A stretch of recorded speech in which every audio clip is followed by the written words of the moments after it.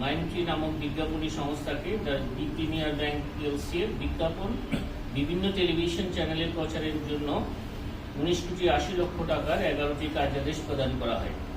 রেকর্ডপত্র পর্যালোচনায় দেখা যায় যে প্রতিটি চ্যানেল 100 মিনিট বিজ্ঞাপন প্রচারের জন্য চুক্তিবদ্ধ হলেও সংশ্লিষ্ট টেলিভিশনের ট্রান্সমিশন সার্টিফিকেট অনুসারে প্রতিটি চ্যানেল মাত্র 50 মিনিটের বিজ্ঞাপন প্রচার করে।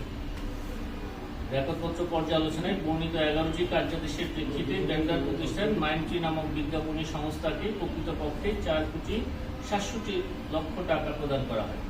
অবশিষ্ট 15,13,00,000 টাকা আত্মসাতের অপরাধ অনুসন্ধানকালে প্রমাণিত হয়েছে।